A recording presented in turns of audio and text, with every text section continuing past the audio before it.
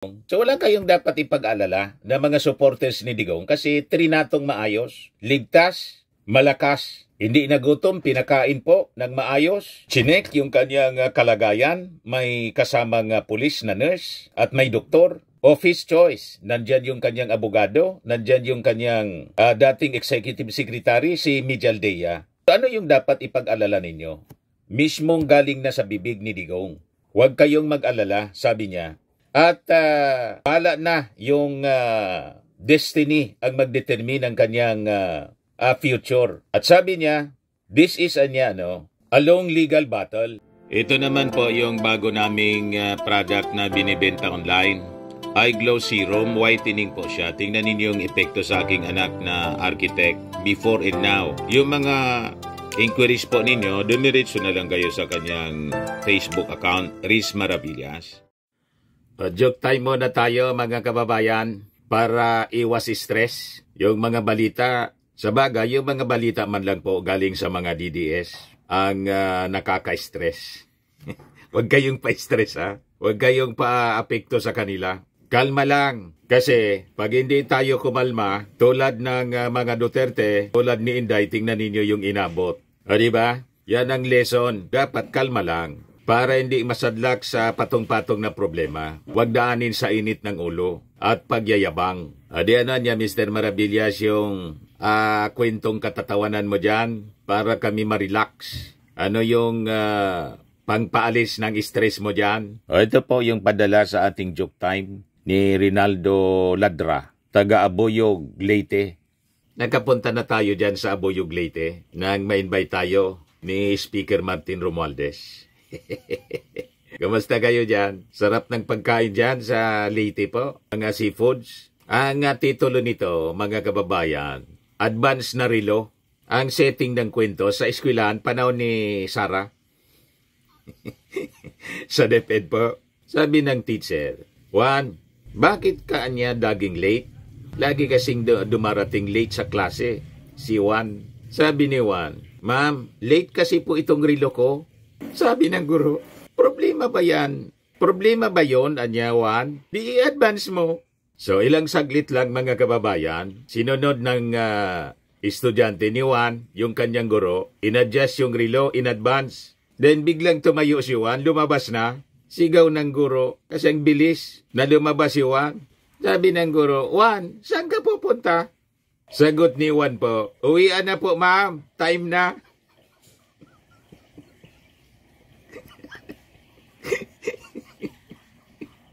Nasobrahan po yung pag-adjust ni Juan.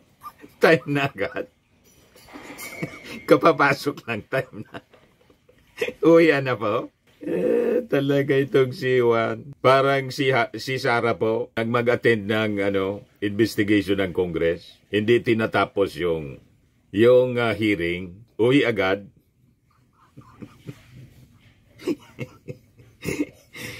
Paalam agad sa mga congressmen. Sabi ng mga congressmen, sige na niya kasi hindi ka man nagsumpa. Hindi ka man nag-take oath na magsasabi ka ng totoo. Siguro natingala yung pag-ugali ni Sara Duterte ni Juan. Anyway, matik na po. Joke man lang. Ipadala mo na lang sa akin yung GCash mo para padala natin ng 200 pesos. Kasali ka na rin sa monthly draw natin. 5,000 pesos yung mabubunot. Sa December, 10,000 pesos yung champion. Yung grand prize natin. Balik na tayo dito, mga kababayan, sa ating mga kwento na stressful. Pero huwag kayong pa-stress. I-update ko kayo kung ano na yung nangyari kay Digong. Si Digong po nagpaabot ng message. Okay naman daw siya. Kaya walang dapat ipag-alala yung mga supporters niya. Kumalma kayo para hindi kayo madamay. Huwag kayong pasosolsol sa mga gatong ng kung sino-sino. Kasi sinabi ko sa inyo po, walang tungang mabuti. Pag dinala ninyo sa dahas, maganda yung pagtrato. Una ng ating gobyerno. Doon pa lang mga kababayan sa pag-arrest, walang nagsolsol kay Digong para dumaban. Alam kasi niya na decisive mga kababayan, very decisive police officer, ito pong si General Torre. Nang pumasok doon mga kababayan sa sa NAIA nang salubungin si Digong, desidido si General Torre na ilipat sa eroplano. Mamaya ipakita ko po sa inyo kung ano yung naging senaryo. Malayo po kung i-compare natin sa pag-aresto ng mga drug suspects noong panahon ni Digong na nagi pong madugo. That resulted, mga kababayan, sa pagkamatay ng napakaraming mga Filipino, including children. Pero before tayong pumunta doon, sa kwentong yan, ito muna, dumating na po sa The Hague, Netherlands, yung eroplanong kinasakyan po ni Digong. Sarap ng buhay po. Relax na relax si Digong sa eroplano. Kaya yung mga nagsasabi na masama yung pakiramdam, walang ganyan po, nakadi-4 pa. Yung picture po na pinakalat ng kanyang anak na si Kitty Duterte na naka-oxygen po, malamang fake po yon. Drama. Kasi nang isakay na po sa isakay na sa eroplano, wala na pong oxygen. Yan wala nang oxygen siya at napaka ganda ng paka-upo niya, naka-D4 pa So ito, malamang propaganda lang po ito ng kampo ng mga Duterte. Kasi yung objective nila, nang nasa NAIA pa si Digong, ilipat po sa Cardinal Santos Hospital. Hindi po kinagat, mga kababayan, yung drama ni Digong, ng kampo niya, ni General Torre. Sabi ni General Torre, nagbanta si General Torre, hihilain ko ngayon niya kayo. Paniwala kayo sa akin. Ayan po, mga kababayan. Panoorin ninyo. Hihilain ko yan. Hihilain ko yan. Ako maniwala ka, hihilain ko yan. Pero hihilain ko yan. Decisive po si General Torre. Yan maganda sa kanya, pero hindi siya violente. Susunod ito ngayon, ipaman niya lang ako. Gusto niya ako sabi para lang sino? Ginagawa lang niya yung kanyang trabaho. Sir. Diretso rin niya ako sa aeroplano? Okay, sir. Your lawyers are witnesses. You can always file them. You have to kill me. Your lawyers are your witnesses. You have to kill me to bring me to Hague. Is that our intention, sir? Kinaladkad na yung kasama ni Digong.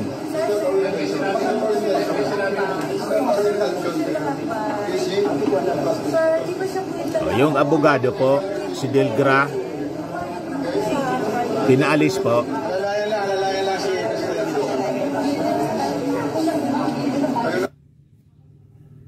Tapos si Mijaldea, pinusasan po for obstructing, obstruction of justice po, sabi ni General Torre.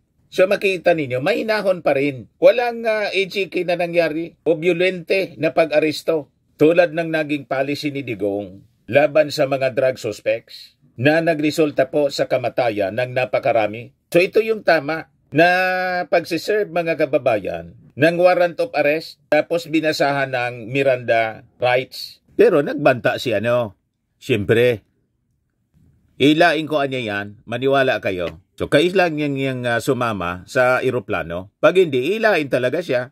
Yan Hihilain ko yan.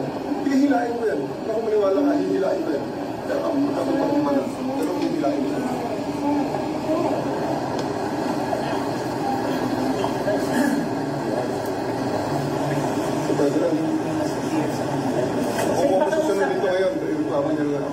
Mahinanon pa rin siya. Tawag niya Mr. President.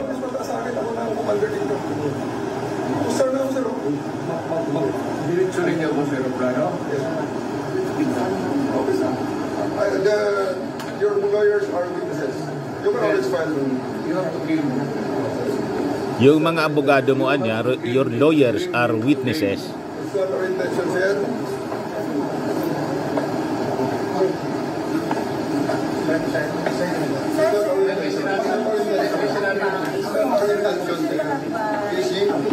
Sir, di ba siya kwenta na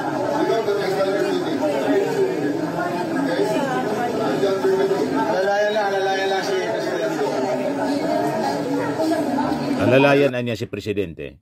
So nandun mga kababayan ang pagrespeto. Una, sa dating Pangulong Digong, tinatawag pa niya Mr. President. Alalayan niya yung Presidente. Pero under order, mga kababayan, si General Torre, to execute the order. Lawful order, mga kababayan. Yung warrant of arrest. So nakita ninyo, walang violence. Walang ginamit na excessive force. Tama lang po para ma-serve ng maayos at maiharap sa hustisya itong si Digong.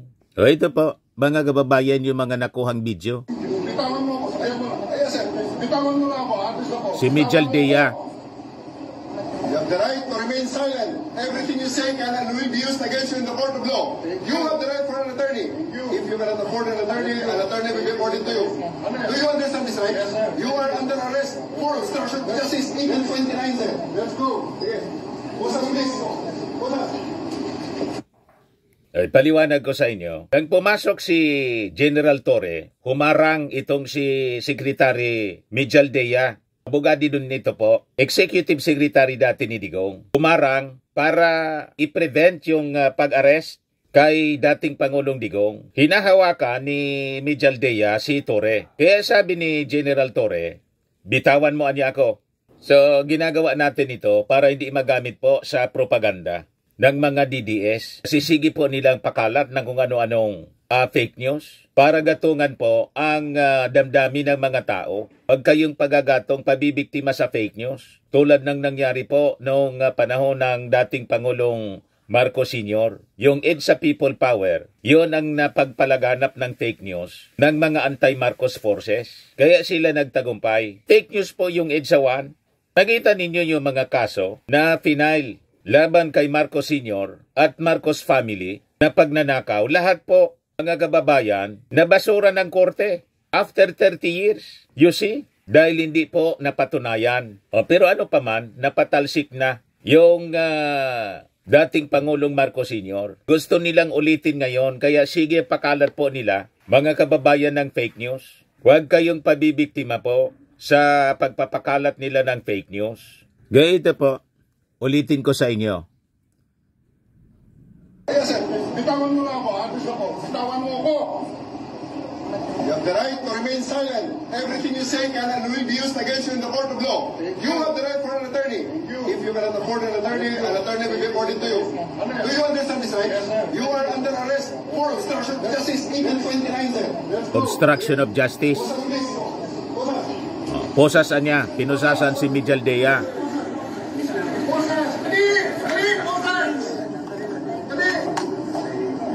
Yan na gano'n na reaction, expected video yan kasi pamilya. Kayong mga sundalo, kilala man ninyo ako. Anong kasalanan ko? Hindi niya alam kung ano ang kasalanan niya. Mga sundalo, anong ginawa mo? Hayaan mo lang makita nila ang tatay nila. 80 anyo. Kung gano'n, okay lang. Kung hindi nyo papasukin, make it clear.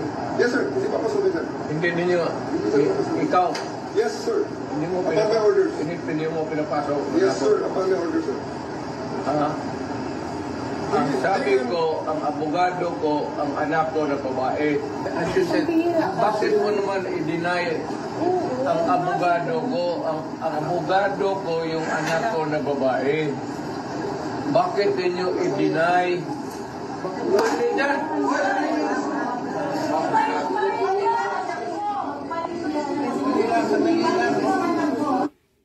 So nagdadailan mga kababayan si Digong. Gusto niyang papasokin si Sara, nasa labas si Sara ng Villamor Air Base dito sa bidyong ito. Kasi siya daw yung abogado. Isa din ni Digong, ako niya mag-abogado sa sarili ko. At nandun na yung isa pang abogado niya, si Atty. Delgra. Yung executive secretary niya, abogado din, si Mijal Dea. So gustong i-delay sana ni Digong yung pag-arrest sa kanya. At pag sakay sa eroplano, hindi nangyari yung kanyang plano kasi siguro, ito analysis ko na po mga kababayan, ang plano nila magpatawag ng people power na. Sige po yung panawagan ni Harry Roque habang nagtatago, nag-livestream kasama yung mga vloggers nila at sinusulsulan yung publiko na mag-EDSA people power na daw, dumiritso na sa EDSA. Naabang sila nagsusulsul, yung isa nasa Amerika. Si Harry Roque, mga kababayan, nagtatago. Wala man po mahimok mga kababayan kasi paano mo hihimokin yung publiko, yung mga supporters nila na mag-people power mga kababayan pumunta sa EDSA na sila nagtatago.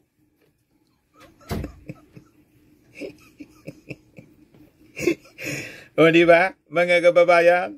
O ngayon, finally, dumating na po sa the Netherlands yung eroplano ni Digong. Yung eroplano na sinakyan ni Digong. So ito yung latest mga kababayan na picture. Sabi dito sa report ng ABS-CBN, pinasilip ng source ng ABS-CBN News ang mga unang larawan at video ng paglapag ng eroplano at pagdating ni dating Pangulong Rodrigo Duterte sa the Netherlands. Ayan po, mga kababayan. Ngayon, nagpalabas ng mensahe si Digong, courtesy Rodi Duterte Facebook. Duterte says he is leaving things up to his destiny. Madaling sabi, si Digong, mga kababayan, is now resigned to his fate, to his destiny. So, pinapaubayan niya sa kanyang kapalaran ang lahat. Wala nang resistance sa kanya, mga kababayan. So, nasa stage na si Digong, mga kababayan, ng acceptance o na denial. Yung kanina, yun ang attempt niya, denial. Ano yung kasalanan ko? But this time, acceptance, mga kababayan, yung mga stages sa psychology. Wala na siyang magawa. So, let the destiny determine his fate, mga kababayan. Yun ang ibig sabihin nito. So, ito yung mensahe niya 8 hours ago, mga kababayan. Gumawa pala ng Facebook account si Digong. Yan Bring PRRD home. Yang profile, mga kababayan. Ginawa ng kanyang mga supporters. Siyempre. Tapos si Sara, gano'n na rin yung profile pic niya. Bring PRRD home. Ito, mga kababayan, yung kanyang mensahe. To my countrymen, just to give you the current situation, I am about to land sa Hague. Galing ako Dubai, stopover for it's a long haul, it's a long flight. Okay ako doon ang touring, and I think this is something to do with the law and order noon. At sinasabi ko naman sa mga pulis at military na trabaho kayo at ako ang managot. So ito na nga, for all of the whatever happened in the past, ako na yung nag-front sa ating law enforcement at military. Sinabi ko na I will protect you and ako ang managot sa lahat. This will be a long legal proceedings. But I say to you, I will continue to serve my country, and so be it. Kung ganun ang destiny ko. Salamat. So okay siya, sabi ni Digong. So wala kayong dapat ipag-alala na mga supporters ni Digong kasi trinatong maayos, ligtas, malakas, hindi nagutom, pinakain po ng maayos. Chinek yung kanyang kalagayan, may kasamang pulis na nurse at may doktor. Office choice, nandyan yung kanyang abogado, nandyan yung kanyang dating executive secretary, si Mijaldea. Ano yung dapat ipag-alala ninyo? Mismong galing na sa bibig ni Digong. Huwag kayong mag-alala, sabi niya. At bahala na yung destiny ang magdetermine ng kanyang future. At sabi niya, this is a long legal battle. So alam niya kasi na-experience mga kababayan ni Laila de Lima. It took 7 years, almost 7 years before na nakamit ni de Lima yung hustisya. Nagawa-gawa man lang pala yung kaso, nakulong si Laila de Lima. Gawa-gawa man lang pala yung kaso na final laban sa kanya ni Digong, ng gobyerno ni Digong. So, parehas ang mangyayari. At ang estimate mga kababayan ni Attorney Conti, mga 8 years daw po. Ganyan. So kung si Digong, tulad ni Laila de Lima, walang kasalanan, after 8 years, acquittal ang magiging judgment ng ICC. Pero kung halimbawa, mapatunayan siyang nagkasala na walang kaduda-duda, 30 years to lifetime ang penalty. Ibig sabihin, makukulong siya for lifetime, at least buhay siya, mga kababayan. As compared doon sa mga nangamatay during the war on drugs kasama yung mga bata. So mapalad si Digong kasi may due process sa kanya. Yung mga na-AJK, mga kababayan, walang na due process na nangyari doon. Sentensyado kaagad ng death penalty without court hearing. Yan po yung mga bata. 3 years old na batang si Maika Olpina itinuring na pinakabatang biktima ng war on drugs ni Pangulong Duterte. The victims of AJK deserve justice and accountability. Yan ba? Yan si Kian de Los Santos. Tama na po. May test pa po ako bukas. Yan sabi ni Digong noong panahon. Happy to kill. Rodrigo Duterte's views on drug deaths. Happy to kill daw. So mapalad si Digong kasi yung pamamaraan ng hustisya na alam niya hindi ginamit sa kanya. Hindi ginamit ng ICC. Hindi ginamit ng ating gobyerno. Walang ganon. Siya po buhay na buhay. At sabi niya mismo sa kanyang video na siya man talaga po ang dapat na managot. Sparing his Kasi yung siya nag-utos. Yung mga pulis. Ito mismo yung sinabi niya rito sa video. So dapat yung mga pulis, matuwa po kayo. Kasi talagang nautosan lang naman kayo ng dating Pangulong Digong at saka ni Bato. Kaya si Bato, ang sabi, susuko daw, willing siya. Pag lumabas ang warrant of arrest laban sa kanya, willing siyang sumama doon sa matanda. Yan ang sabi niya kahapon. Yan Bato ready to join Duterte. Yan sabi dito sa report ng Daily Tribune. Amid the heightened efforts to bring back former President Rodrigo Duterte, Senator Ronald Bato de la Rosa expresses willingness to be arrested if the International Criminal Court issues a warrant. I'm ready to join the old man, hoping they will allow me to take care of him. De la Rosa denied talk that he was in hiding, stating, I'm not hiding, I'm here in the mountains of Surigao, in Agusan, I'm campaigning. So maganda ang statement ni General Bato, ni Senator Bato, na willing siya. So surrender siya peacefully at hindi siya hindi niya tutularan yung ginawa ni Pacquiao na gumamit pa ng equipment na kayang i-detect yung heartbeat several meters under the ground before na nasukol si Pacquiao. So napakaganda.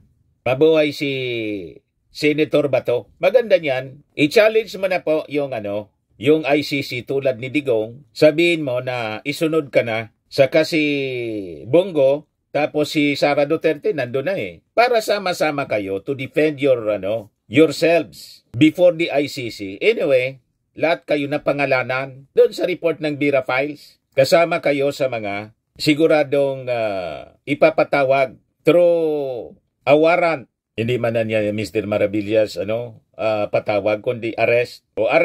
Si Digong mismo yung nagsabi, mga kababayan, na siya man dapat talagang managot.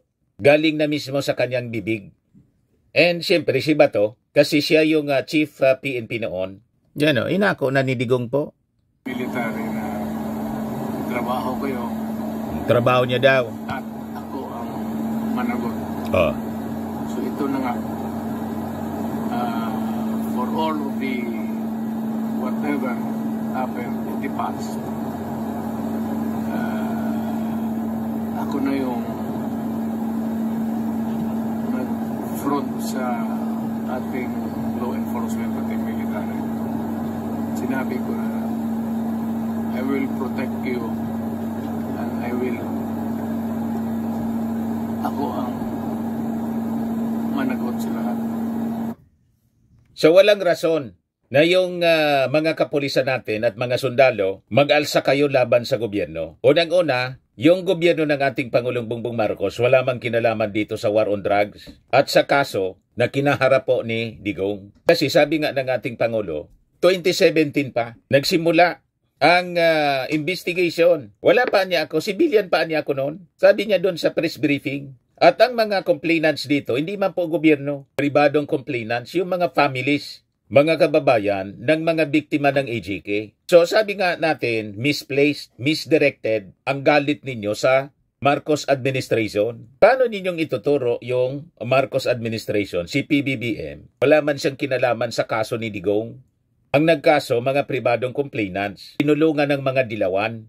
Ni Risa Ontiveros ng Akbayan, napakalinaw po ng mga militant congressmen, party list, yung mga makabayan, bayan muna, tapos po yung Magdalo, si Trillanes. Sila yung tumulong sa mga, tapos yung church, napakalinaw po, sila yung tumulong sa mga victims po. Walang kinalaman dito yung Marcos administration. Kaya misdirected, misplaced. Yung galit ninyo, mali, misdirected yung galit ninyo. Walang rason na magalit kayo sa Marcos administration. Kasi ito pong kaso ni Digong sa ICC, consequences ng kanyang mga actions. Inutusan niya yung mga polis. Mismong galing sa bibig niya. Yan ang sinasabi niya ngayon. Para maintindihan ninyo mga DDS na sige panggatong. For all of the whatever happened in the past, ako na yung nag-front sa ating law enforcement at military. You see? Sinabi ko na I will protect you and ako ang managot sa lahat. This will be a long legal proceedings.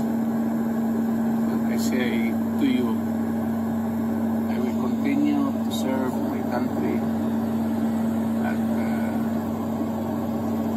so be it. So be it daw. Ibig sabihin, handa siya na harapin mga kababayan yung mga asunto. And after 8 years of trial, kasi yun ang estimate po ni Attorney Conti sa mga previous proceedings, inaabot ng 8 years before na i-render po yung judgment kung acquittal or conviction. Importante mga kababayan, trinato siyang maayos. Trinato siya ng maayos ng gobyerno nang i-arrest siya ng Interpol. Linawin natin, hindi nag-cooperate ang ating gobyerno sa ICC kasi non-member na po tayo. Ang ginawa ng ICC, hiningi yung tulong ng Interpol.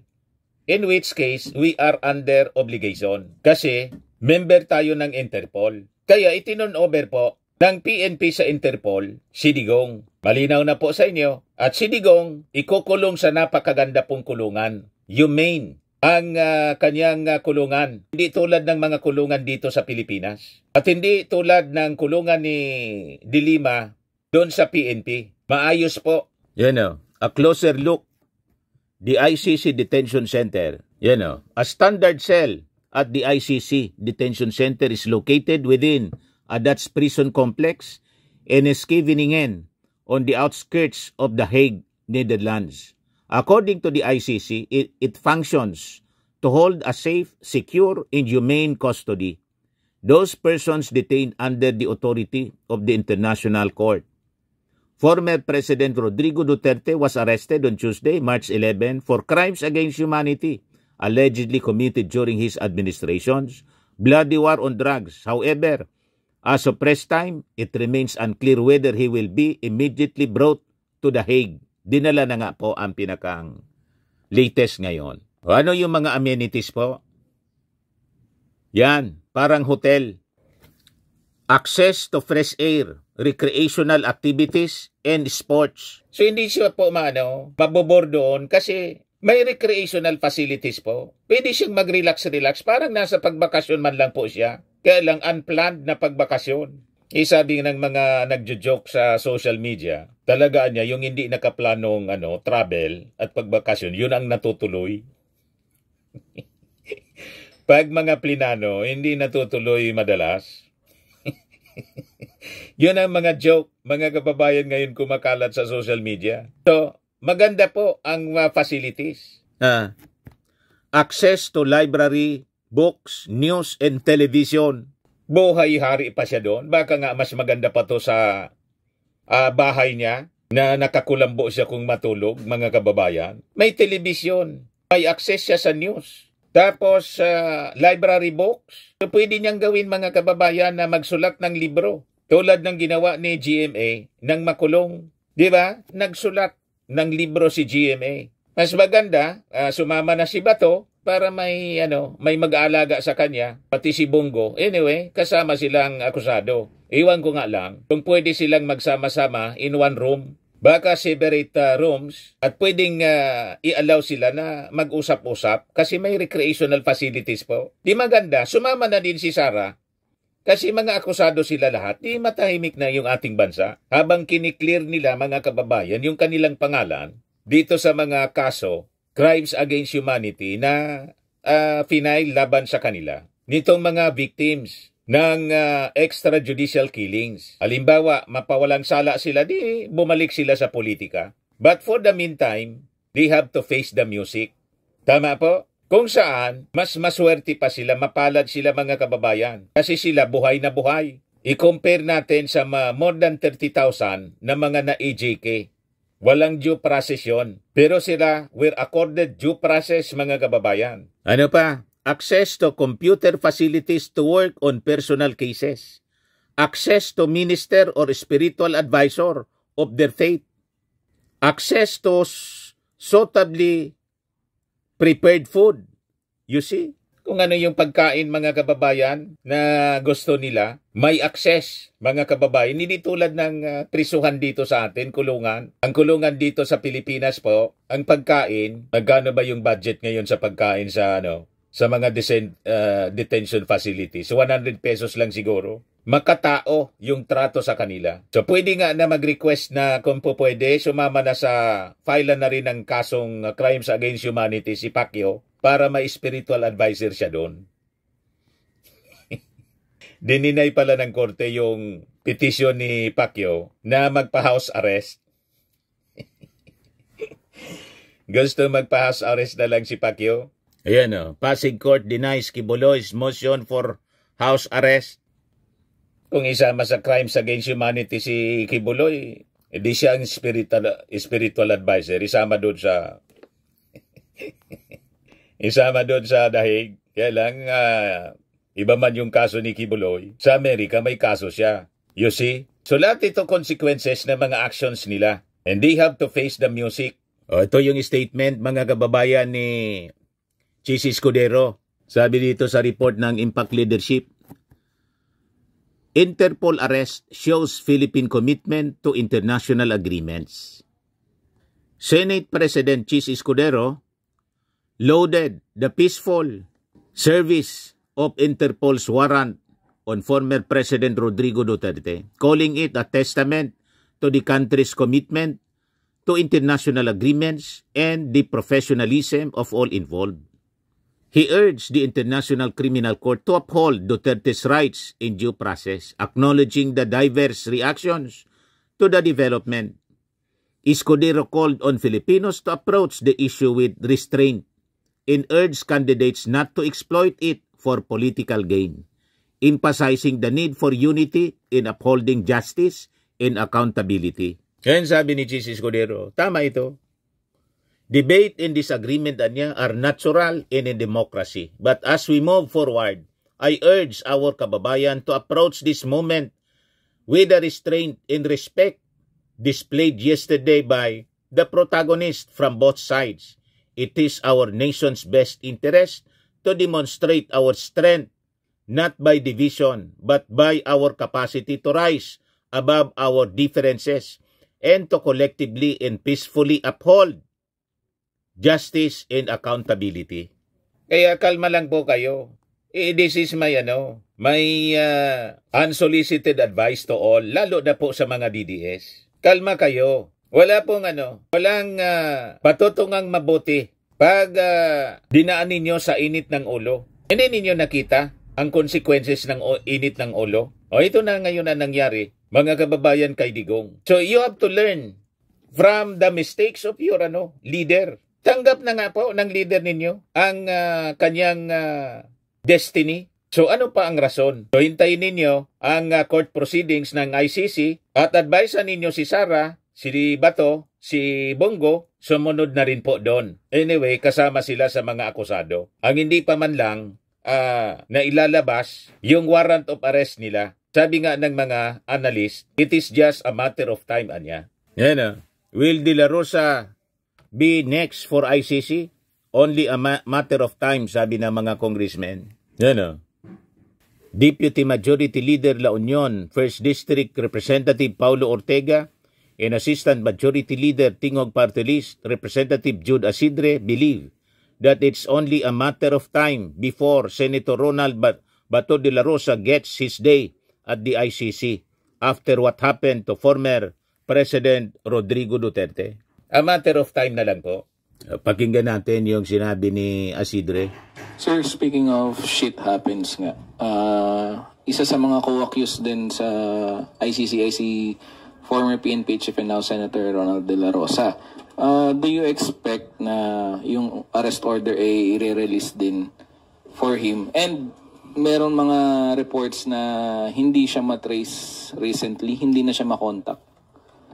Well, he's part of the respondents of the case and I think it's a matter of time.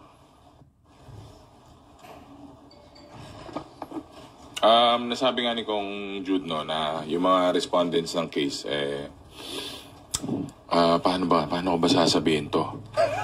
Ayon sa aking puting ahas.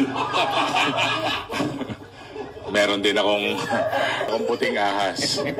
Ayon sa aking hindi na spoiler yan yung warrant po dun sa mga kasama po sa kaso na yan. Hindi na po spoiler yon. Prediction na po yun. Saka nandyan na po yun ayon sa aking puting ahas.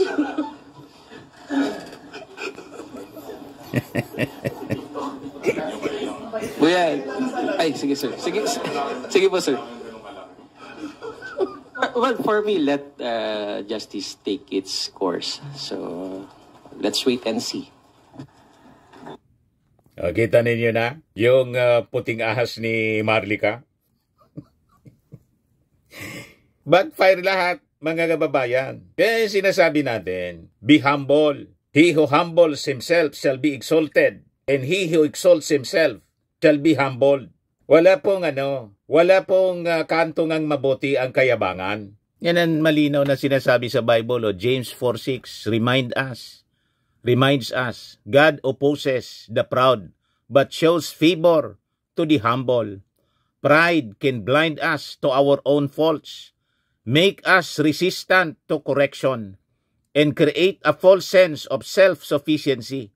It often leads to other sins such as envy, anger, and dishonesty as we strive to maintain an image of superiority. Yan ang nangyari po kay Digong. Yan ang nangyari kay Sara. Yan ang nangyari kay Bato. Yan ang nangyari kay Bongo. Be humble, nakita ninyo si Bongo, si Sara, at si Digong, nang gusto niyang pumasok doon sa Villamor Air Base, na dati, mga kababayan, pag sila ay maglakad, nag-uunahan yung mga security para i-lead sila sa kanilang pupuntahan. Ngayon po, baliktad na. Yung mga polis, binar sila na makapasok. Si Digong, mga kababayan, at yung mga kasama, pinagsabihan ni General Torre, ako niya yung commander dito. Maniwala niya kayo, hihilain ko yan. You see, he who humbles himself shall be exalted, and he who exalts himself shall be humbled. O ito makatulong pa sa inyo. What does the Bible say about pride?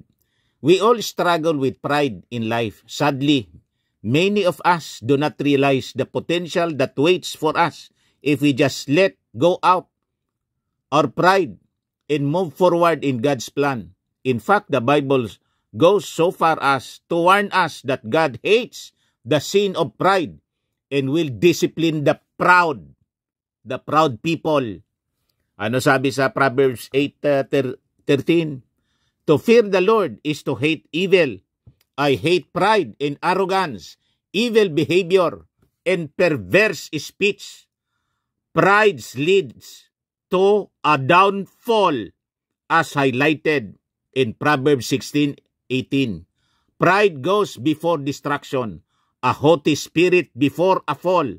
So sabi rito, let us not see ourselves as wise in our own eyes, but let us become humble and willing to learn from God and others.